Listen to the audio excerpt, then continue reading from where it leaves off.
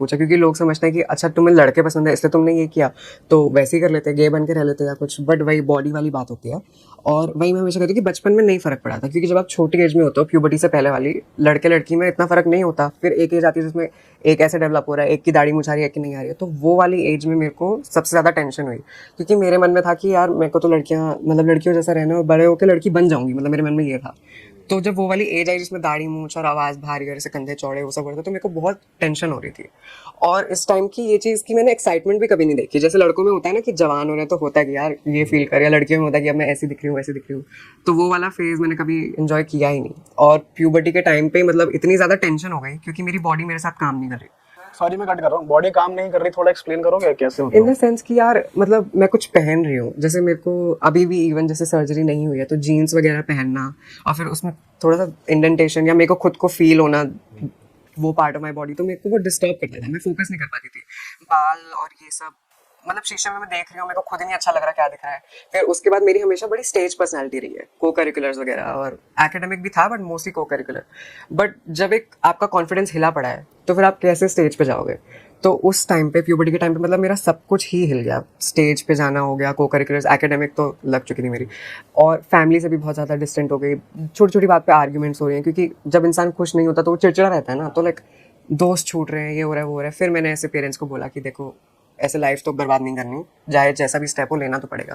बहुत से ऐसे लोग हैं जो ये पॉडकास्ट देख रहे हैं जो सेम चीज़ से गुजर रहे होंगे, तो मैं थोड़ा वो आपकी और आपकी फैमिली की कॉन्वर्सेशन जानना चाहता हूँ ताकि वो लोग भी थोड़ा ओपन अप होकर फैमिली को बोल पाएं। आपकी फैमिली का क्या रिस्पॉन्स आया, फिर आपने कैसे समझाया, थोड़ा बता सकते हो? सी फैमिली का मतलब मैं किसी को झूठ नहीं बोलूँगी कि आप ऐसे कर लो, ऐसे समझाओ और फिर सब अच्छा हो जाएगा। मतलब आइडियली ऐसे हम मूवीज़ वाले वर्ल्ड में रहेंगे तो होगा, बट रियलिस्टिकली ना मेरे पास ये कंफर्ट था और कॉन्फिडेंस था कि मेरे को पहले दिन से पता था कि मैं मेरे पेरेंट्स को बताऊंगी तो झगड़ा होगा, उनको बुरा लगेगा, जो भी होगा, बट एंड में मेरे साथ खड़े हैं, ये श्योरिटी मेरे को थी। और जितना भी मतलब आप बोल लो, हर किसी के पास ये नहीं होती, हर किसी के पेरेंट्स नहीं होते। तो मतलब ये मैं एज ऑडियंस आपको बता रही हूँ कि अगर आप मेरी सिचुएशन में हो तो आप रियलिस्टिक एनालिसिस करो कि आपके लिए फैमिली को बताना ज़्यादा सेफ है या फिर 10-12 साल मन मार के काम करके पैसे जमा के अलग जाके अपनी लाइफ शुरू करो। तो वो डिसीजन आपको खुद लेना पड़ेगा। बट मेरी फैमिली का मेरे को पता था कि वो चिल रहेंगे, बट मैंने उनको बताया ना, तो मैंने उनको ऐसे किश्तों में बताया, जैसे धीरे धीरे उधार मांगते हैं ना लोगों से। कैसे बताया था, बताना एक बार कैसे? पहले मैं उनको बिठाती थी, फिर मैंने सीधा भी नहीं बोला, पहले मैंने उनको सिर्फ बोला कि मम्मी को बिठाया, पापा से तो फटती थी। तो मम्मी को बिठा के मैंने बोला कि मम्मी मेरे को लड़कियां नहीं पसंद। फिर ऐसी 2-3 इनडायरेक्ट बातें कर जाती, फिर मम्मी ने मेरे को बोला कि क्या कह रहा है तू, कह रहा है तू गे है? मैंने कहा हाँ। तो उतने में मेरे को लगा कि चलो मम्मी को इतना समझ आ रहा है तो यहीं पे बात खत्म कर दो। फिर मेरे को लगा बड़ा चिल्ला यार, मम्मी तो मान गई, कह रही थी कोई बात नहीं, सब नॉर्मल है, ये तो बहुत होता है आजकल, तो सब होता है मुंबई में तो सबको ऐसे बातें कर रही थी। तो मेरे को लगा यार इजीली निपट गया। फिर उसके थोड़े दिन बाद कि यार मुझे डॉक्टर को जाना है, कुछ ऐसा था कि मुझे इनडायरेक्टली कुछ बता के किसी और वजह से डॉक्टर के जाना है, मुझे लेके चले गए। और वहाँ जाके मेरे को पता चला कि अच्छा मेरे को देख रहा है डॉक्टर, और वो फिजिशियन था डॉक्टर। फिर वो मेरे से पूछ रहा है कि क्या है कैसे है, फिर मैंने उसको बताया। और अभी मैंने बोला ना फिजिशियन था, अब वो थेरेपिस्ट बन गया अचानक से। वो मेरे को कह रहा है आपके मम्मी पापा को बहुत बुरा लग रहा है, फैमिली डॉक्टर, आपके मम्मी पापा को बहुत बुरा लग रहा है, मैं आपको ऐसे नहीं देखना चाहता, ये वो। और मैं देख रही हूँ कि अच्छा नहीं देखना चाहते तो जाने दो, मेरे को क्यों बिठा रखा है। फिर उसके बाद तरह तरह की एग्जामिनेशंस हो रही है, मतलब ब्लड टेस्ट हुआ था मेरा कि मेरे हार्मोन लेवल्स ठीक है कि नहीं है, फिजिकल एग्जामिनेशन की सब ठीक है कि नहीं है, जो कि मतलब नेसेसरी नहीं था, ज़रूरी नहीं था। और मतलब मैं डॉक्टर्स को भी गलत नहीं कह सकती, क्योंकि इवन मेडिकल जो एजुकेशन है, फील्ड है, उसमें भी ठीक से इससे डील करना नहीं सिखाया हुआ। तो फिर ऐसे ही हम जगह जगह डॉक्टर्स के गए। फिर उसके बाद एक ने बोला कि यार फिजिकल प्रॉब्लम नहीं है, आप किसी साइकोलॉजिस्ट को दिखाओ। तो वहाँ से मतलब प्रॉपर डायरेक्शन हमें मिली कि क्या करना है, कैसे करना तो है। साइकोलॉजिकली थोड़ा बता सकते हो आप कैसे थॉट्स आते थे पहले आपको, मतलब कि रियलाइजेशन में और इस दौरान पूरा? सी साइकोलॉजिकली ये ना बड़ी इंटरेस्टिंग बात है कि जो मेरे को है, मतलब जेंडर डिस्फोरिया या जेंडर आइडेंटिटी डिसऑर्डर कहते थे इसे। अब इसको डिसऑर्डर क्यों नहीं कहते हैं? क्योंकि ये होने की वजह से मेरी लाइफ में कोई प्रॉब्लम नहीं है। अब आप समझना कि अगर मुझे लड़कियों जैसा लगता है या मुझे लड़कियों वाले कपड़े पहनने हैं तो उससे मेरी लाइफ में कुछ होगा नहीं। लेकिन जो लोगों का बिहेवियर है ना, जैसे अगर मैं लड़की जैसी हूँ तो स्कूल वाले बच्चे मेरा मजाक उड़ाएंगे, बुलिंग का जो नेगेटिव इफेक्ट होता है, उसका एंग्जाइटी, उसका डिप्रेशन, वो असल में प्रॉब्लम है। अभी आज आप भी लिपस्टिक लगा लो, वो लिपस्टिक आपको थोड़ी तंग करेगी, लेकिन अगर 4 लौंडे मजाक उड़ाएंगे वो आपको डैमेज करेगा। तो ये वाली बात थी कि साइकोलॉजिस्ट के साथ मेरे को ये बड़ी हेल्प मिली कि मैं समझ गई कि मेरे में कमी नहीं है भाई, क्योंकि बहुत ज़्यादा आप शेम में और सेल्फ ब्लेमिंग में चले जाते हो कि पेरेंट्स भी मेरी वजह से उदास हैं, सब हंस रहे हैं तो मुझ पे ही हंस रहे हैं, तो कुछ तो होगा। तो वो सबसे अच्छा पार्ट था साइकोलॉजिस्ट के पास जाने का, कि आप समझ जाते हो कि आपकी कितनी गलती है। तो फिर वो कैसे काउंसिल करते हैं आपको, और क्या आपके पेरेंट्स आपको एक्चुअली तो इसलिए लेकर गए थे ना कि आपको उल्टा समझा दे कि तू ठीक है, तू ये स्टेप मत ले, तुझे जिस भी वजह से लग रहा है वो पता चल जाए। बट जब साइकोलॉजिस्ट के पास आप गए और आप उसे कह रहे हो कि वो सही डायरेक्शन थी, तो वहाँ से चीज़ें वर्कआउट कैसे हुई? वर्कआउट ऐसे हुए कि सबसे पहले तो मेरी साइकोलॉजिस्ट इतनी स्मार्ट थी, उसने बोला कि सिर्फ आपसे बात करके उतना फ़ायदा नहीं होगा जितना मैं पूरी फैमिली से बात करूँगी, क्योंकि मतलब मेरे पेरेंट्स का भी अपना अलग सीन चल ही रहा है। प्लस मैंने इतना देखा है कि पेरेंट्स की साइड ना मैं कभी समझ पाई, ना कोई बात करता है। मैंने अब भी रिसेंटली कुछ महीने पहले मेरी मम्मी से बात करी और उन्होंने मेरे को एक सिचुएशन बताई कि बेटा तुझे एक चीज़ चाहिए थी, तो एक चीज़ के लिए मेरा बच्चा उदास दिख रहा है मेरे को, और दूसरी तरफ मेरा हस्बैंड है जिसको और कुछ चाहिए, और मैं दोनों से बराबर का प्यार करती हूँ, तो मैं किसकी साइड लूँ? तो इसलिए उनको भी काउंसलिंग वगैरह की नीड थी। और इसमें ना वो ये भी ध्यान रखते हैं कि सच में आप ट्रांसजेंडर हो, क्योंकि कभी कभार होता है ना कि कुछ और होता है और बंदा कंफ्यूज रहता है। जैसे वो मेरे से पूछी थी कि आपकी फैमिली में आपकी कोई बहन वगैरह है, मान लो कि ऐसा है कि बच्चे के घर में लड़कियों को ज़्यादा अच्छे से ट्रीट करते हैं, तो उस वे में बच्चा कंफ्यूज हो जाए कि शायद मैं ये कर लूँ तो मुझे घर पे अटेंशन मिलेगी।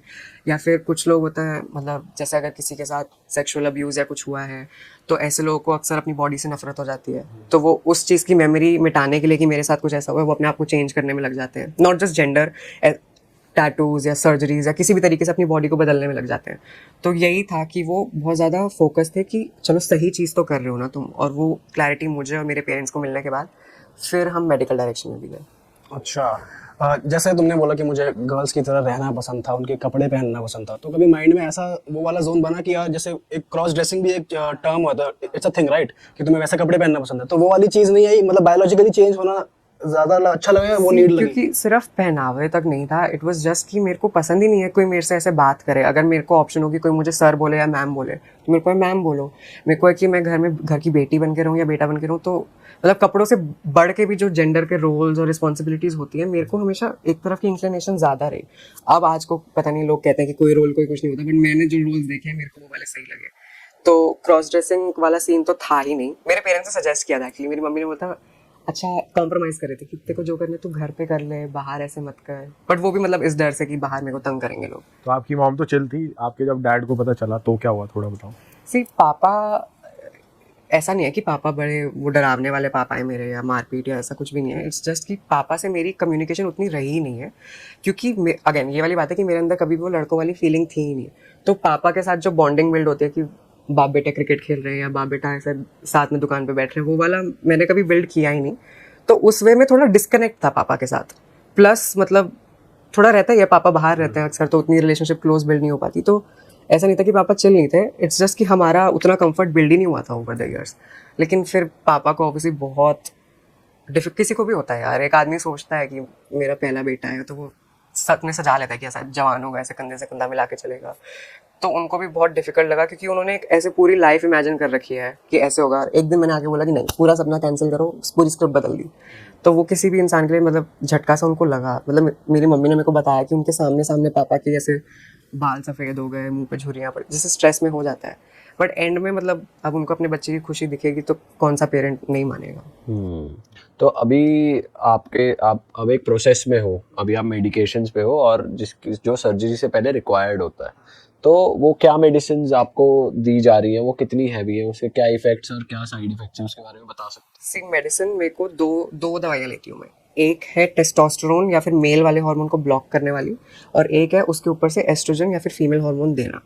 तो वो मैं खाती हूँ 2 पिल्स दिन में एक बार। और इससे क्या होता है, इससे कुछ नहीं होता है, मतलब बेसिकली मेरी बॉडी प्यूबर्टी में जा रही है, but instead of male puberty female puberty में जा रही है। तो वही ब्रेस्ट डेवलपमेंट, फैट ट्रांसफ़र हो रहा है, और थोड़ा सा मतलब इमोशनली काफ़ी स्ट्रगल किया मैंने, क्योंकि होता है प्यूबर्टी के टाइम पे हार्मोन से पूरा सिस्टम आपका चलता है, तो मूड स्विंग्स वगैरह बहुत ज़्यादा। प्लस इधर मतलब मैंने रियलाइज़ करा कि टेस्टोस्टेरोन में ना आप थोड़े चिल से होते हैं, मतलब आप इमोशनली उतना फील नहीं करते, मेरे को लगता है लड़के जितना है, या एक्सप्रेस नहीं करते मेरे ख्याल। तो मेरी अपब्रिंगिंग तो थोड़ी बहुत लड़कों वाली थी कि नहीं बोलना, नहीं रोना, और वो जब तक मेरी बॉडी इतनी सेंसिटिव नहीं थी इमोशंस को लेकर तब तक मैं कर भी रही थी, बट इतने साल के रिप्रेस्ड इमोशंस और वो लड़कों वाली अपब्रिंगिंग, अब मैंने एस्ट्रोजन ले लिया और फूट फूट के इतने सालों के इमोशन निकल रहे हैं, तो वो बड़ा मुश्किल था।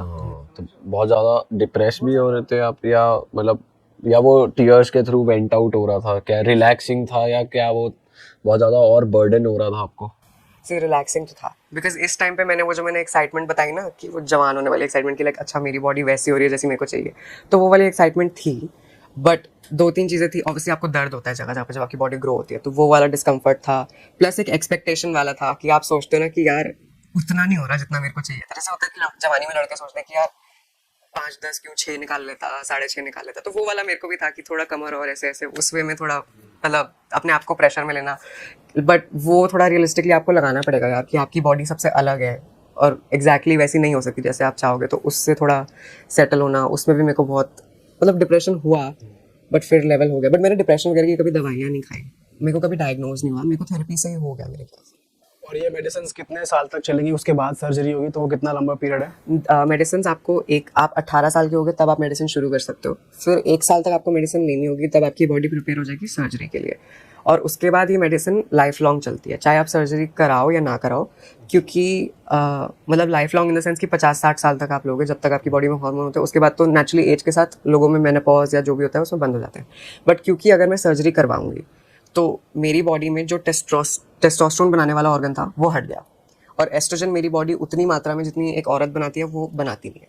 तो अगर मेरी बॉडी में एस्ट्रोजन भी नहीं होगा, टेस्टोस्टेरोन भी नहीं होगा, तो मेरी बॉडी मेनोपॉज में चली जाएगी, बोन्स वीक हो जाएंगी, तो अगर मैं सर्जरी करवाती हूँ तो मेरे को लाइफ लॉन्ग खानी पड़ेगी। और कितनी डेंजरस होगी है ये सर्जरी, कुछ ऐसा है आइडिया? सर्जरी सी अगर आप एनेस्थीसिया के अंडर जा रहे हो, वो it's a risk to your life, चाहे वो छोटी सी यहाँ से कुछ हटवाने की सर्जरी हो, चाहे वो सुंदर ऐसे नाक वाली सर्जरी हो, चाहे वो सेक्स चेंज हो, हर सर्जरी थ्रेट टू लाइफ होती है।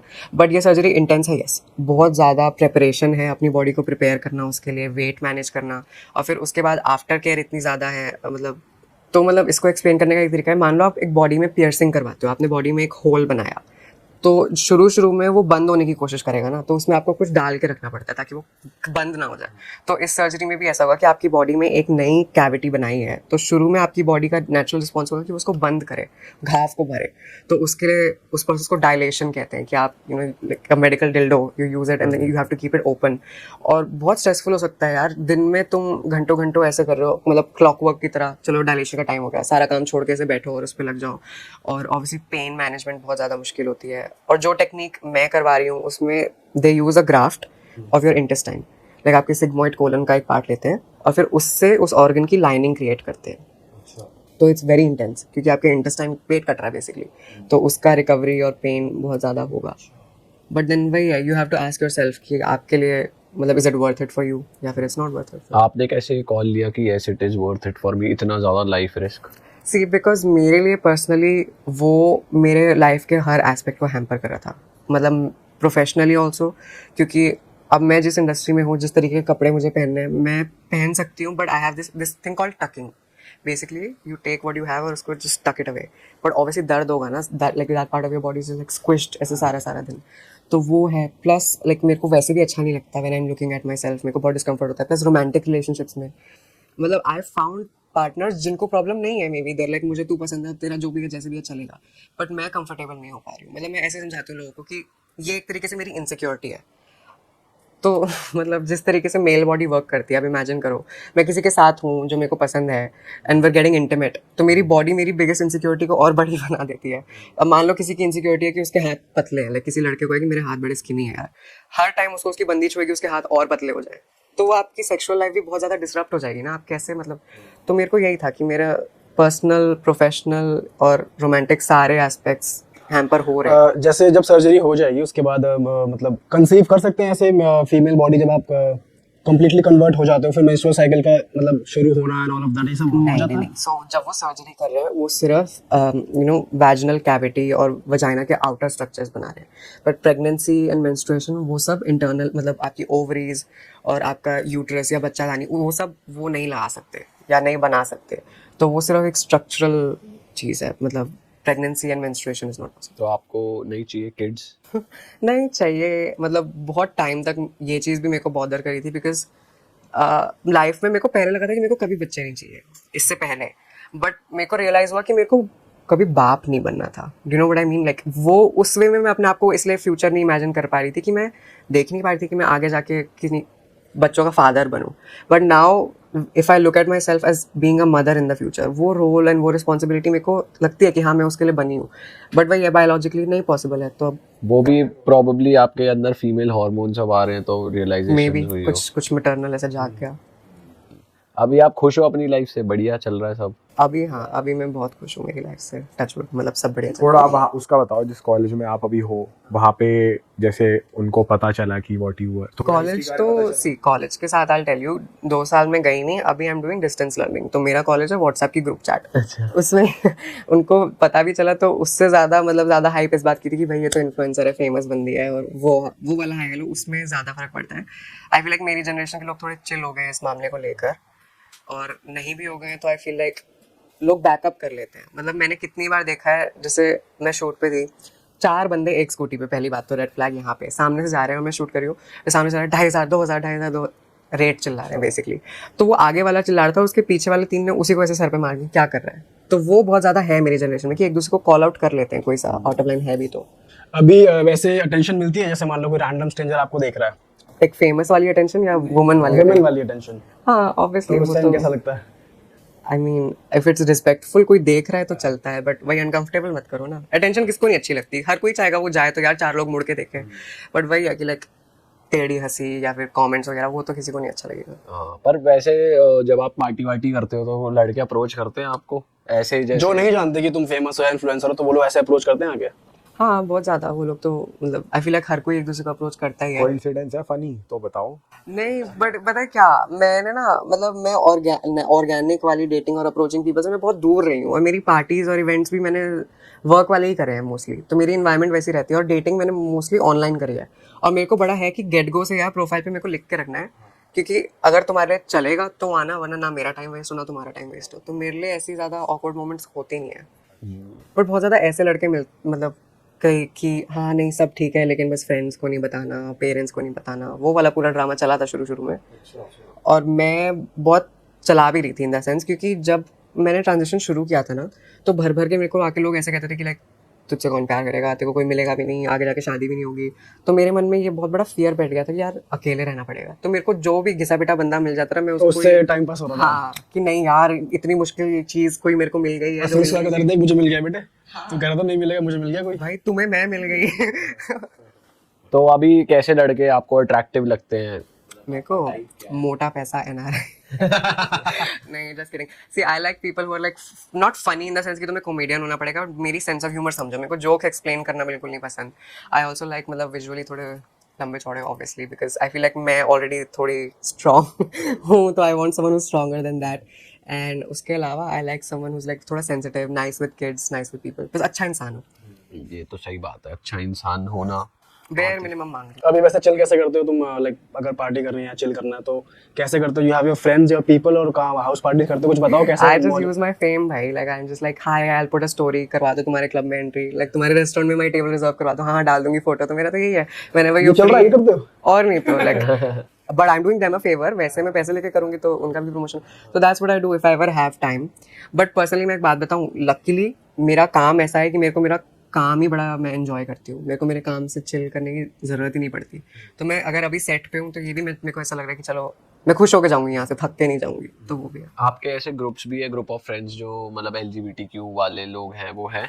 हाँ कई मतलब शुरू में तो बहुत ज़्यादा ही थे, क्योंकि मतलब मेरे को था यार कि अपने जैसे लोग मिले तो इंसान को अच्छा लगता है, प्लस आपको थोड़ा पागल फील होता है, क्योंकि जो चीज़ आप एक्सपीरियंस कर रहे हो ना वो इतनी अलग है। जैसे अभी मैं इस रूम में हूँ, इतनी सारी चीज़ें मेरी लाइफ की होंगी जो शायद आप में से कोई भी नहीं समझ पाएगा चाह के भी, बट एक ऐसा इंसान जिसको मैं बोल रही हूँ वो पूरा हाँ हाँ समझ गई, मेरे साथ भी ऐसा होता है, तो वो बड़ा नाइस होता है उस वाली कंपनी में, मतलब शेयर्ड एक्सपीरियंसेस वगैरह। एंड अभी सोशल मीडिया के थ्रू तो बहुत सारे common influencer friends, common LGBT friends, क्योंकि यूजुअली ब्रांड्स वगैरह अगर कोई कैंपेन कर रहे हैं LGBT फोकस तो वो 3-4 इन्फ्लुएंसर्स बुलाएंगे, तो वहाँ से हाई हेलो हो ही जाती है। आप ऐसे किसी पार्टी में गए हो जो स्पेशली पार्टीज होती हैं LGBTQ की? हाँ सी बहुत शुरू में मैं गई थी, बट आई डोंट नो यार, आई फील लाइक मैं पार्टी वाले लाइफस्टाइल के लिए बनी।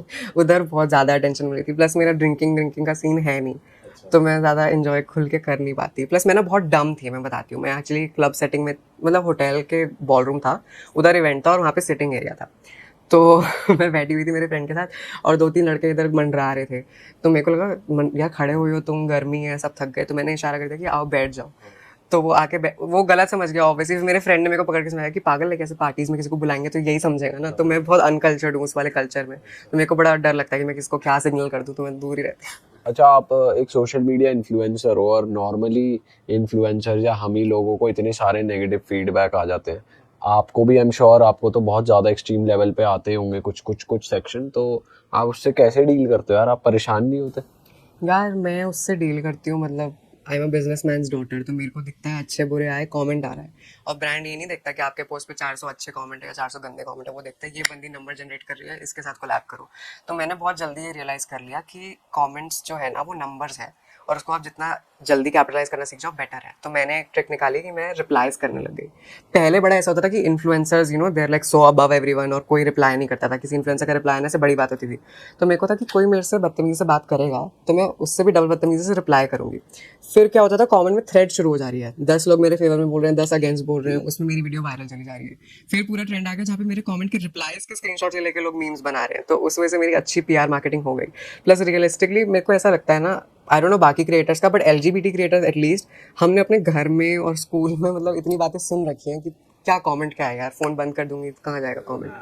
कभी ऐसा हुआ है कि कोई इन्फ्लुएंसर या आपको अप्रोच कर रहा है, ये बंदी तो फेमस हो रही है यार, इससे कोलैब करता हूँ, मेरे फॉलोअर बढ़ेंगे, ऐसे कुछ फीलिंग आई है किसी ने ऐसे कोलैब करने के लिए अप्रोच किया हो? सी ऑब्वियसली आई, जब मैं मतलब आई फील लाइक गोइंग वायरल ना ऐसे वेव्स में होता है। आप चढ़ते हो, फिर थोड़ा टाइम के लिए आप बोरिंग हो जाते हो, फिर आप कुछ रीब्रांड करते हो अपने आप को, फिर आप दोबारा चढ़ते हो, और उस टाइम पे इन्फ्लुएंसर्स ब्रांड्स वगैरह सब आते ही हैं। तो इसमें कोई बुरी बात नहीं है। मतलब मैं भी पर्सनली देखती हूँ यार कि कोई है जो मेरी वाइब सेट हो रही है और जा रहा है बंदा, तो मैं भी रीच आउट कर लेती हूँ कि कर लो, and I think it's good only. Creative ideas share हो जाते हैं, प्लेटफॉर्म शेयर हो जाता है। और जो आप आजकल आपने देखा होगा कि मीम्स भी बहुत बन रखे हैं, तो वो आप जब आप देखते हो तो उस पे कैसा, मतलब आपको बुरा लगता है वो देख के? What do you feel about it? यार बुरा, मेरे को पर्सनली मैं एक बात बताऊँ, मेरे को कभी बुरा नहीं लगा एक्सेप्ट फॉर 2-3 मीम्स जहाँ पे वो आपके पेरेंट्स को इन्वॉल्व कर रहे हैं, या मेरे पेरेंट्स की फोटो, या if I am dating someone उसकी फोटो। वो मेरे को थोड़ा ऐसा लगता है कि यार ये थोड़ा चीप हो गया है।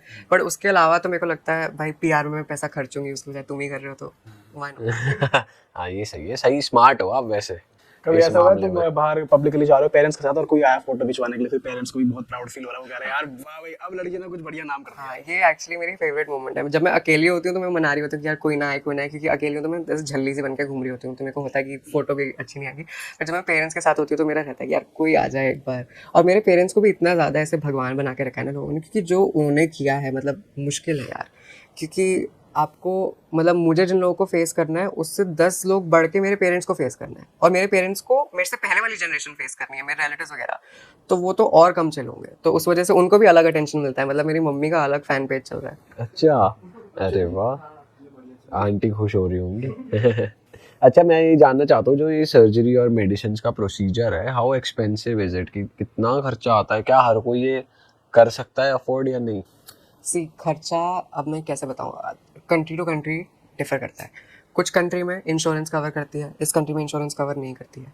इस कंट्री में स्पेसिफिकली कुछ जगह से कुछ साइकाइट्रिस्ट कुछ चार्ज करते हैं, कुछ साइकाइट्रिस्ट कुछ चार्ज करते हैं। गवर्नमेंट हॉस्पिटल में आज भी अगर मैं ये सर्जरी करवाना चाहूँ तो मैं फ्री में करवा सकती हूँ, बट भैया गवर्नमेंट हॉस्पिटल की इतनी लंबी वेटिंग लिस्ट होगी, और मतलब थोड़ा सा कॉम्प्रोमाइज़ आपको लगेगा ही, गवर्नमेंट हॉस्पिटल से एक्सचेंज ऑपरेशंस करता है? हाँ।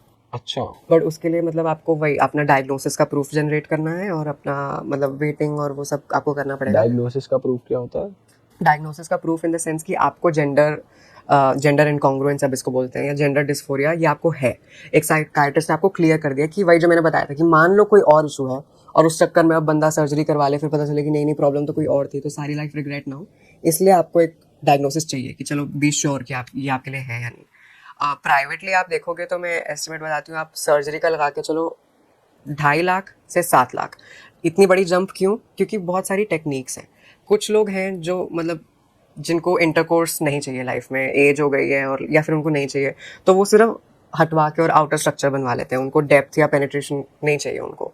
फिर एक टेक्निक होती है जिसमें वो सिर्फ आपकी जो स्किन वहाँ पे है उसी से सारे स्ट्रक्चर्स बनाते हैं।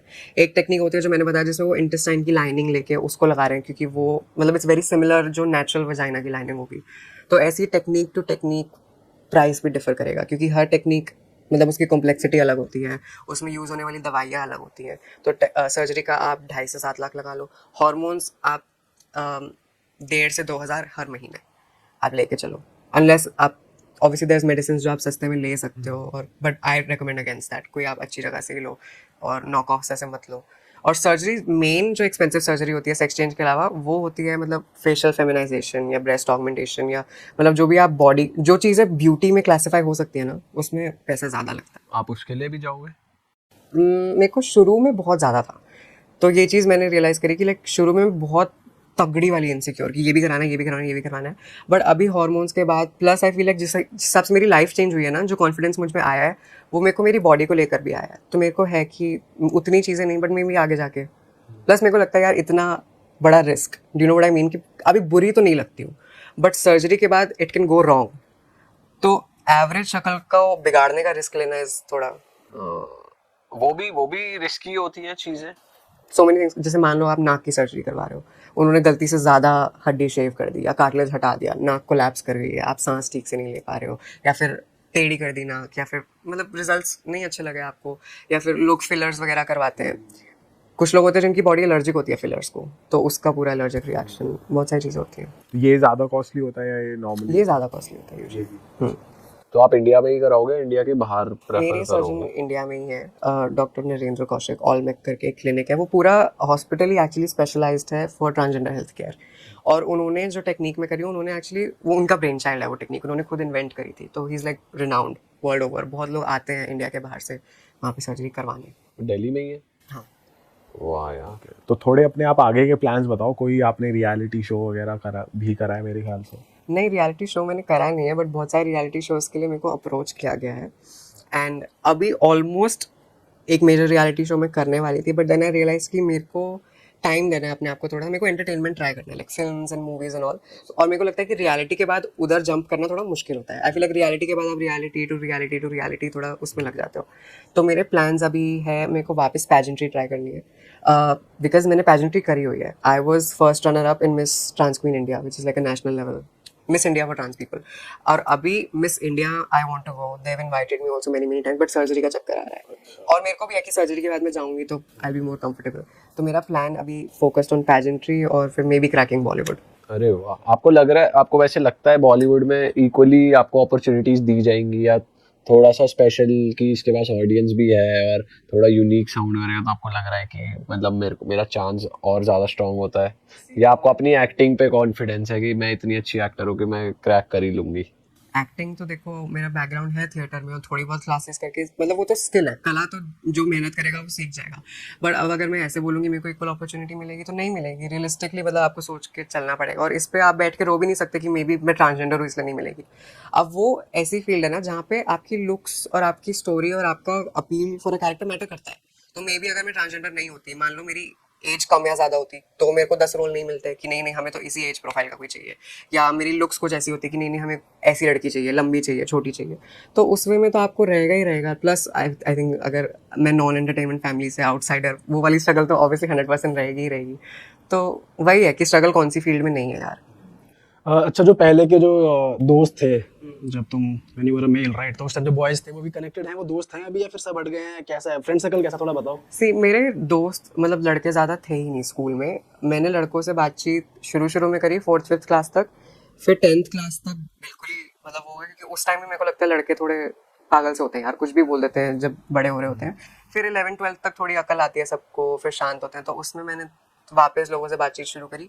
बट इतना डीप फ्रेंडशिप मैंने कभी बिल्ड करी ही नहीं कि लास्ट करे। बट अभी बहुत ऐसा हुआ था जब मैंने जोश टॉक करी थी, तो मेरी जोश टॉक थी मोस्ट व्यूड जोश talk of the entire year 2023 की।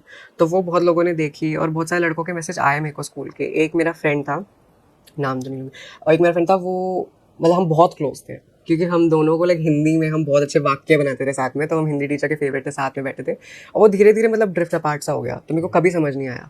फिर उसका मेरे को मैसेज आया कि यार सॉरी, पीयर प्रेशर में मेरे को मतलब उस टाइम पे मेरी टांग खिंचती थी कि तू भी मीठा है क्या, तू भी ऐसा, तो होता है ना उस वे में लोग थोड़ा। तो मैसेज आया था, मैंने रिप्लाई नहीं किया बिकॉज अब मैं बिग डील हो गई। और गर्लफ्रेंड्स कोई लड़कियां दोस्ती उस दौरान जो अभी कनेक्टेड है? फ्रेंड्स तो अभी भी मेरी हैं बहुत सारी, बट वही है कि उतना नहीं हो पाता है। मेरी बेस्ट फ्रेंड कनाडा में है, तो उसमें पूरी मैच ही लगती रहती है कि कब उसकी सुबह कब मेरी सुबह कॉल कैसे होगी। और भी स्कूल फ्रेंड्स हैं बहुत सारे, और चलता रहता है यार। बट मेरा अब सबका अलग अलग हो गया ना, किसी का कॉलेज है, किसी का काम है। और टीचर्स वगैरह कैसे कुछ वो टीचर्स मेरे, हाँ टीचर्स बहुत ज़्यादा, मतलब मेरे को पसंद थी टीचर्स। और इसका मैं बताती हूँ कि मेरे को ना मतलब बहुत कंफर्ट मिलता था टीचर से, क्योंकि मैं हमेशा, जिसमें परफॉर्मेंस वाली साइड थी मेरी, तो टीचर से तारीफ में जो वैलिडेशन मिलती थी वो मुझे और किसी तरीके से नहीं मिल रही थी। मतलब स्कूल में आप होता ना गर्लफ्रेंड बॉयफ्रेंड बना रहे हो और उस तरीके से अटेंशन ले रहे हो, या फिर मतलब जो भी अच्छी चीज़ें होती थी वो मैंने एक्सपीरियंस करी नहीं। उस टाइम पे मेरे पास सिर्फ टीचर्स की अटेंशन और तारीफ होती थी। तो टीचर्स और मेरा बहुत स्पेशल बॉन्ड है, अभी भी हम लोग बात करते हैं। आफ्टर स्कूल भी मैं कितनी बार मिली हूँ मेरी टीचर्स से। और अभी मेरे स्कूल में मेरे को इन्वाइट कर रहे थे एक्चुअली वहाँ पे आके कि मैं स्टूडेंट्स वगैरह से मिलूँ। तो गए थे फिर? गए उधर? नहीं अभी नहीं, आई डोंट नो, मेरे को अजीब लगता है थोड़ा वहाँ पे वापस जाने में। पता नहीं, मेरे को लगता है वहाँ पे इतनी बैड मेमोरीज है कि। और कोई ऐसी मेमोरी आप शेयर करना चाहते हो स्कूल टाइम पे हुई हो? हाँ सी, स्कूल में ना जैसे वॉशरूम जाना होता था तो यूरिनल मैं नहीं यूज़ करती थी, बिकॉज मेरे को वो पार्ट ऑफ माई बॉडी बिल्कुल पसंद नहीं है। तो मेरे को था कि नहीं, तो मेरे को अंदर क्यूबिकल में जाना था कि मैं वहीं कंफर्टेबल हूँ। तो क्या करते थे ना, क्यूबिकल के लॉक्स तोड़ देते थे जान के। उनको जब किसी को पता कि उस क्यूबिकल में मैं हूँ तो उस पर नॉक करे जा रहे हैं, नॉक करे जा रहे हैं, ऊपर से कुछ डाल रहे हैं, नीचे से कुछ डाल रहे हैं। मतलब बहुत ही छोटी सी बेसिक चीज़। तो मेरे को ऐसा था कि मैं स्कूल में सारा दिन में इसलिए बैठी रहती थी कि नहीं जाना नहीं जाना नहीं जाना। फिर 1 घंटे की मेरी बस होती थी, फिर मैं घर आके ऐसे जाती थी। कितनी बार उसकी वजह से मेरे को ऐसा पेट में दर्द रहता था कि क्या वॉशरूम जाए, डर लगता है यार, मेरे को नहीं पसंद था। मतलब वॉशरूम बहुत ही अजीब सा एक्सपीरियंस था। और स्पोर्ट्स पीरियड भी वही था, मतलब लड़के वगैरह बहुत ज़्यादा अग्रेसिव हो जाते थे कि अगर मैं परफॉर्म नहीं कर पा रही हूँ कि यार तूने क्या कर दिया, ये कर दिया, वो कर दिया। बट और स्पोर्ट्स वाले सर भी बड़ा मतलब उसमें लगे पड़े हैं मेरे को ताने मारने में। तो बच्चों को ना एक शय ऐसी मिल जाती थी, ये सर बोल रहे हैं तो हम कैसे नहीं हम बोले। तो नहीं था इतना, मतलब वो वैसे उम्र भी ऐसी होती है, सब लौंडे लपाटे बिना कुछ भी बिना सोचे सब समझे इतना ज़्यादा उसमें होता है ना कि लाइक अपनी मर्दानगी प्रूव करने में कि हम नए नए मर्द बने हैं, सबको बताना है। भाई सभी करते हैं ऐसी मौज मस्ती, किसने नहीं करी उस उम्र में भाई। सब कुछ ना कुछ अनशंड बोलना, हम ही साले आपस में इतनी अरे करते थे। टीचर को नहीं छोड़ते, बच्चों को नहीं छोड़ते, कुछ पेन मार रहे हैं, पता नहीं क्या क्या कर रहे हैं। 11वीं 12वीं में आकर थोड़ी अकल आती है, फिर स्कूल से निकल जाते हैं। पर ये अच्छा है कि अब आपके साथ सब बढ़िया है। हाँ। लोग एक्सेप्ट कर रहे हैं इस चीज को अच्छे से। अभी इस दौरान जैसे मेडिकेशन चल रही है तो वर्कआउट वगैरह करते हो आप? ये सब रिकमेंडेड है वर्कआउट करना? हाँ, आप सब कर सकते हो मेडिकेशन पे, ऐसा कुछ नहीं कि आप नहीं कर सकते। और वर्कआउट तो मेरे को बढ़ाना भी पड़ेगा, बिकॉज मेरी सर्जरी वेट गेन की वजह से ही डिले हो गई। तो अभी मेरी एक्सरसाइज वगैरह सब चालू है। जिम में जाती हूँ, मेरे को पसंद है जिम जाना बहुत ज़्यादा। इससे पहले नहीं जाती थी, मेरे को बड़ा अनकंफर्टेबल सा लगता था। इवन जिम में भी अभी मेरे को याद आया तो मैं बता रही हूँ कि लाइक कुछ एक्सरसाइजेज या पोजेज ऐसे होते हैं जो मैं नहीं कर पाती। तो वो भी मेरे को बड़ी एक्साइटमेंट है कि यार एक बार सर्जरी का निपटे तो मैं भी वो सुंदर वाले जिम वाले मैचिंग सेट्स और लेगिंग्स वगैरह पहन के, वो वाली एक्साइटमेंट भी है। और जैसे लड़कियों को मेकअप करना बहुत पसंद होता है, तो आपको भी है वो आ गया माइंड में? मेकअप तो मेरे को शुरू से ही पसंद था, बट मैं खुद पे नहीं कर सकती थी, लेकिन मन करता था, लेकिन मैं दूसरों पे करती थी। तो मेरी बहन ने तो ऐसे कानों को हाथ लगाया था कि चलो मैं बच गई, क्योंकि उसको नहीं पसंद मेकअप वगैरह और मेरे को बड़ा था उसको पकड़ पकड़ के मेकअप करना, बाल करना। तो अब उसको शांति है कि चलो अपने पे लगी पड़ी है, मेरे को नहीं तंग करेगी। ऑल राइट एला, मजा आ गया आपसे बात करके। और बड़ा ही अच्छा यूनिक पॉडकास्ट हुआ ये, काफी इन्फॉर्मेटिव भी था। किसी को अगर ये प्रॉब्लम फेस कर रहा है लाइफ में तो वो कैसे डील करे इससे, ये भी हमने जाना। और अगर आपसे कोई टच में होना चाहे तो वो इंस्टाग्राम स्क्रीन पे आ ही रहा था आपका, तो वो टच में होके पर्सनली लोग आपसे हेल्प लेते होंगे आई एम श्योर। बहुत बार यार मेरे को इतने डीएम्स आते हैं कि दीदी मेरी सिचुएशन ऐसी है, मेरी सिचुएशन वैसी है, मैं क्या करूँ।